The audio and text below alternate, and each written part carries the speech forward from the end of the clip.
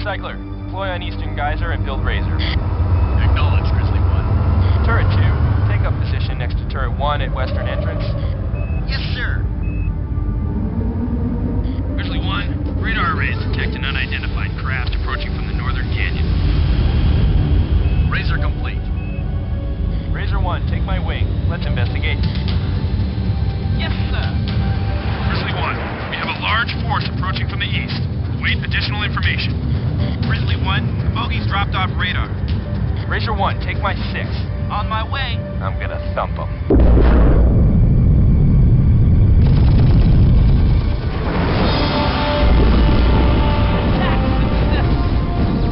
Grizzly 1, return to base immediately. We have a massive Soviet force approaching. I'm on my way.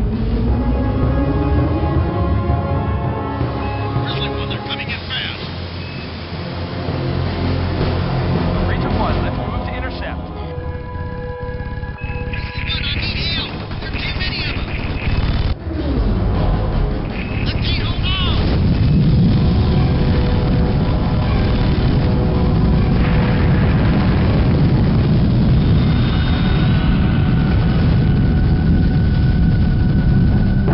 I'm in trouble. I've got to eject.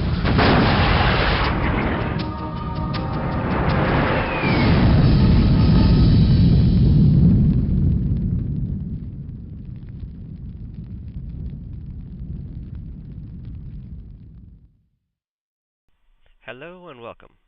I am Panboy, and I will be playing for you Battlezone. Before we embark on our first mission, let's have a look at our briefing here.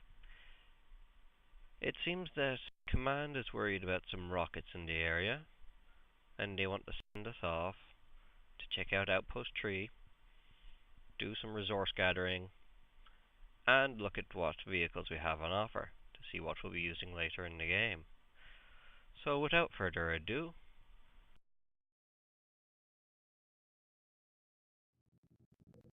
Sometimes it bugs me that Armstrong and Shepard get all the credit, but we all wanted to win the Cold War, and we were ready to commit our lives to getting the biomedal.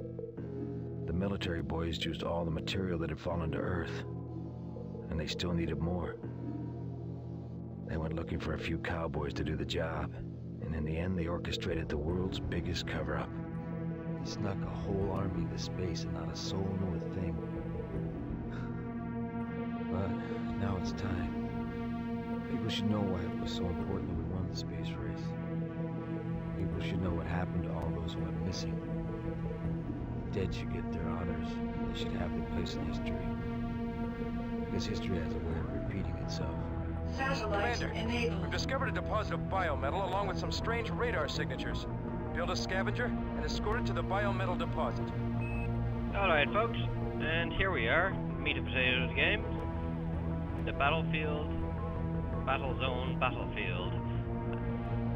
This is Outpost 3, and for the introduction they give us to this game, they present us with a wide array of vehicles.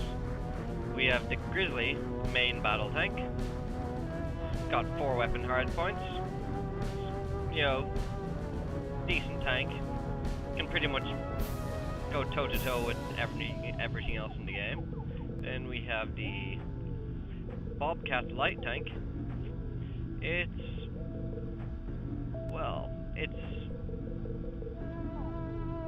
more agile than the Grizzly. It's got slightly less armor, can move around a bit speedier, and its default weapon set is a bit more dynamic. We'll go into them later. Then we have the Bomber. We won't actually see this unit till much later in the game.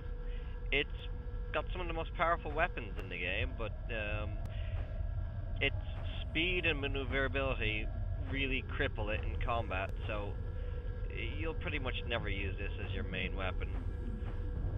Then you have the Razor, light attack vehicle is what they call it there. It's the scout tank of the game. It's fast, it's got 2 chain guns, so it's fairly powerful for its size, and it's one of the only offensive units you can build from your recycler, which is this building over here. This is the mobile recycling unit. here it's deployed on a geyser. It draws all its power from a geyser, but it needs scrap, which is your metal, to actually build anything.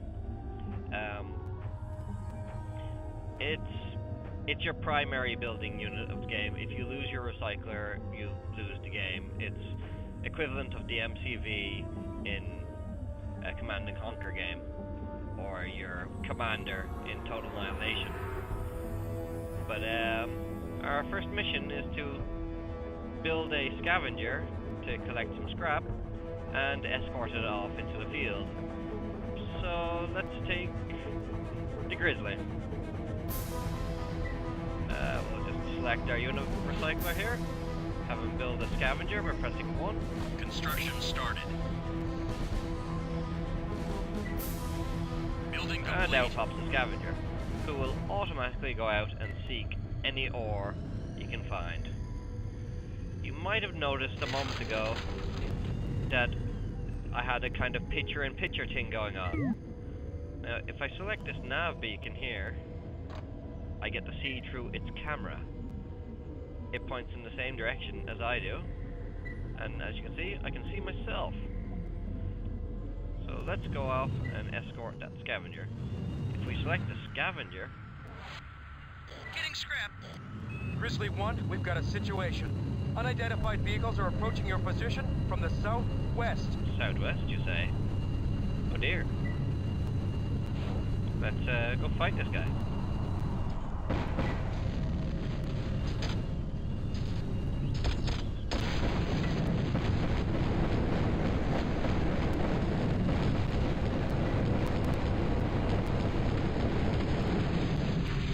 A bit of a cowardly foe there.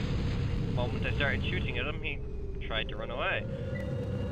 But as you can see, the Soviet fighters are no match for my mighty... Oh crap, there's another one.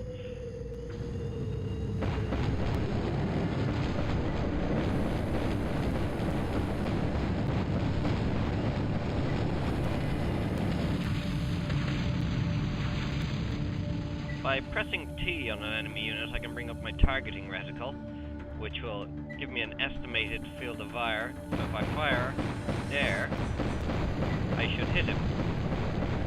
You might think this would make the game very easy, but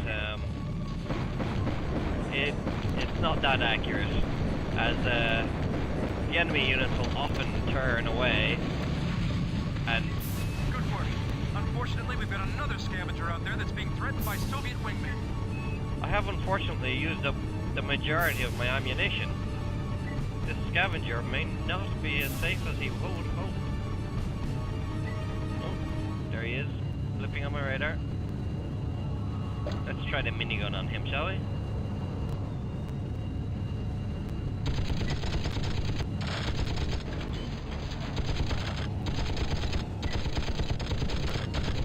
As you can see, the minigun is actually quite effective against lightly armored targets.